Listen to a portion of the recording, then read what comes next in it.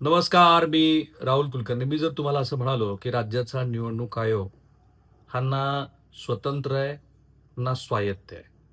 आणि त्यामुळे आपण त्यांच्या नावाने कितीही खडे खाल्ले, काही लोक तर अक्षरशः शंख वाजवतात, तरीही त्याचा काहीही उपयोग नाही. कारण मुळात त्याची संरचनाच अशी आहे, की त्यांचं अवलंबित्व इतर घटकावरती इतकं जास्त आहे, की ते फार-फार तर काय सांगू शकतात, जसं आता त्यांनी सांगितलंय, की शाई पुसून गैरकृत्य करू नका, कारण तुम्हाला मतदान परत करता येणं शक्य नाही. Completely agree with them. पण मला मतदानाचा अधिकार वयाच्या 18व्या वर्षी मिळाला. त्याच्या आधीपासून म्हणजे अगदी लहानपणापासून जेव्हा बॅलेटवरती तुमच्या मतपत्रिकेवरती मतदान व्हायचं, तेव्हापासून मला हे माहिती आहे, की शाई जी बोटाला लावलेली शाई असते, ती शाई दीर्घकाळ पुसली जात नाही. आणि त्यामुळे आज लोकांनी कुतूहलापोटी ते केलं आणि लक्षात आलं कोणाच्या?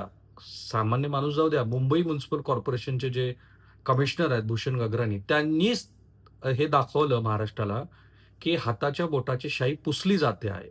त्याच्यावरती आयोगाने काय म्हटलंय, की बोटावर लावण्यात आलेली शाई पुसण्याचा प्रयत्न करून मतदारामध्ये संभ्रम निर्माण करण्याचा प्रयत्न करणं हे गैरकृत्य आहे. त्याचबरोबर बोटावरची शाई पुसून एखादी व्यक्ती पुन्हा मतदान करण्यासाठी आल्याचं आढळल्यास त्यावर योग्य ती कायदेशीर कारवाई केली जाईल.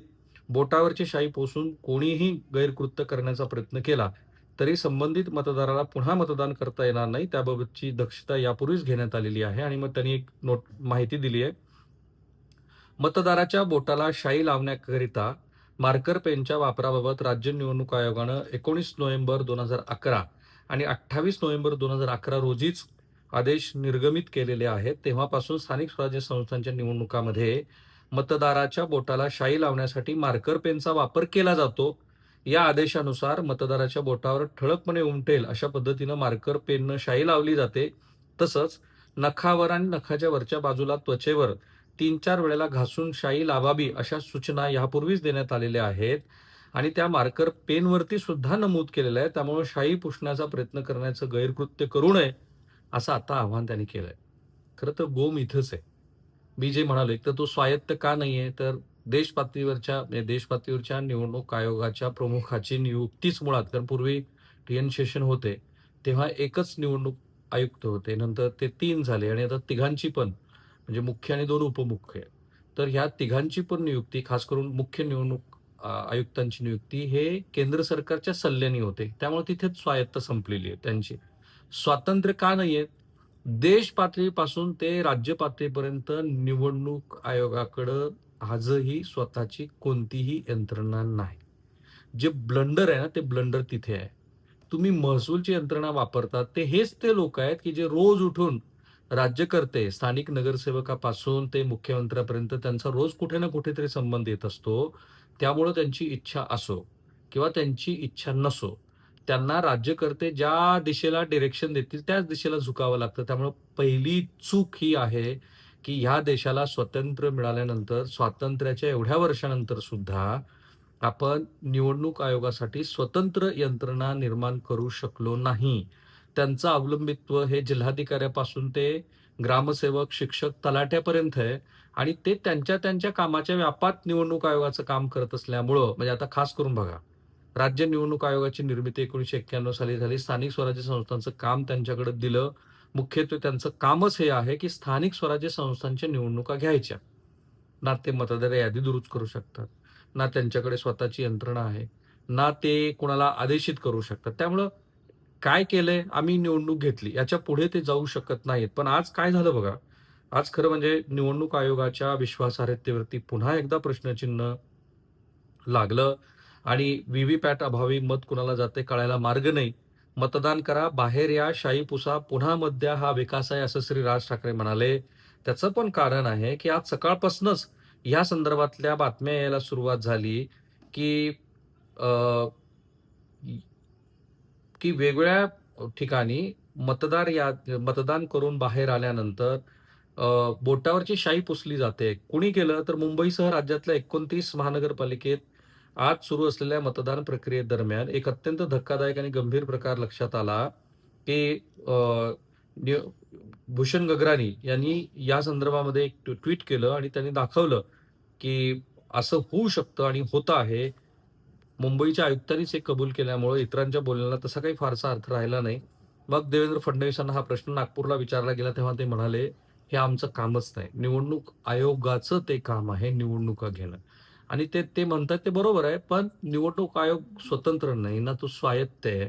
तर त्यामुळे तो कुणावरती अवलंबून राहणार हे साधारणपणे आपल्याला लक्षात येतच. त्यामुळं मार्कर, त्यानंतर पाडू असे अनेक मुद्दे चर्चेला आले. खास करून मार्कर पेनचा का वापर केला गेला? यावेळी बोटावर लावण्यात येणाऱ्या शाईऐवजी मार्कर लावण्यात येत असल्याबाबत आणि ती सहज पुसली जात असल्याबाबतचे मुद्दे व्यवस्थितपणे म्हणजे पुढे आलेले आहेत. त्यानंतर पाडूसारखी गोष्ट, की मतदान प्रक्रियेशी संबंधित नियम अ, हे अचानकपणे बदलण्यात आले आणि शेवटच्या दिवशी घरोघरी जाऊन मतदार मलाच मतदान करा, असं आव्हान करण्याची आदल्या दिवसापर्यंत मुभा दिली. तर याच्याबद्दल श्री राज ठाकरे आणि मंडळींनी बरेचसे मुद्दे उपस्थित केले. माझ्या मते निवडणूक आयोग हा स्वातंत्र्य नाहीये, स्वायत्त नाहीये. त्यामुळं काय घडलंय बघा, हा आयोग अत्यंत अकार्यक्षम आहे, असं साधारण चित्र तयार झालंय. तो कॉम्प्रोमाईज आहे, तो सत्ताधाऱ्यांसाठीच काम करतो, असं दुसरं चित्र तयार झालं आहे. आणि मधल्या काळामध्ये देश पातळीवरती निवडणुका सुरू असताना धर्माच्या, जातीच्या आणि त्याबरोबरच वेगवेगळ्या आमिषाच्या नावानं ती निवडणूक लढली गेली. पण निवडणूक आयोगानं विरोधकांना जेवढ्या नोटिसा बजावल्या, तेवढ्यापैकी किती नोटिसा त्यांनी सत्ताधाऱ्यांना बजावल्या, तर ते इतकं असमतोल असेल. मी ऐकलंच नाही, की देशाच्या पंतप्रधानांनी जेव्हा हनुमानाचा संदर्भ हा मुस्लिमांच्या संदर्भात वापरला किंवा देशाच्या पंतप्रधानांनी किंवा देशाच्या गृहमंत्र्यांनी अनेक वेळेला मतदान प्रक्रिया सुरू असताना पूर्ण उल्लंघन होईल अशा पद्धतीच्या भाषेचा वापर केला. निवडणूक प्रक्रियेवरती परिणाम करतील अशी आमिषं दाखवली. तरीही देशाच्या निवडणूक आयोगानं त्यांना काहीही विचारणा केली नाही, व्हिच वॉज रॉन्ग.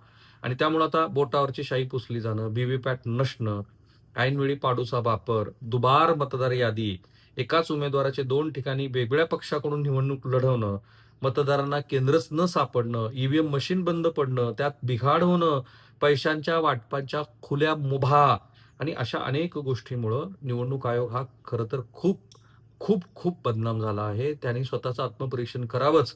पण त्याचबरोबर त्या आयोगाला एक स्वतंत्रपणे का आपण यंत्रणा उभा करून देऊ शकलो नाही, याचा विचार करायला हवा. खरं तर मी थोडंसं बघितलं, की अरे हे शाई असते तरी काय?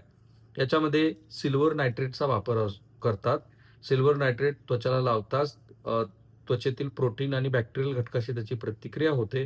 प्रकाशाच्या संपर्कात ते आल्यानं रूपांतरित होऊन ते डाग निर्माण करतात. हा डाग सामान्यपणे स्वच्छतेने थेट निघत नाही, कारण तो त्वचेच्या वरच्या थरामध्ये रासायनिक बदल करून चिकटतो. त्यामुळे तो काही दिवसातून काही आठवडे टिकतो. मला कळलंच नाही, की निवडणूक आयोगाने हा बदल करून मार्कर पेन का आणला? हू आस्क्ड देम? कशासाठी? मग ही इंक कशी निघते?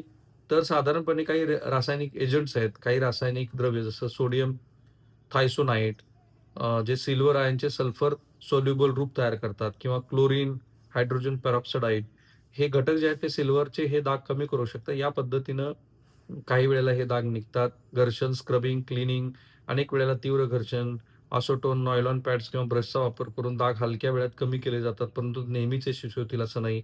कमकुवत, कमी प्रमाणात सिल्व्हर नायट्रेट जर असेल त्या शाईमध्ये, तर ते सहजपणे निघू शकतात. पेन मार्कर आधारित पेन जर पोलिंग बूथवर प्रत्यक्ष इंडिलायबलची जागी सामान्य मार्कर पेन वापरला गेला, तर तो काही मिनिटातच किंवा काही तासातच निघून जाऊ शकतो. खरी गोम तिथे आहे.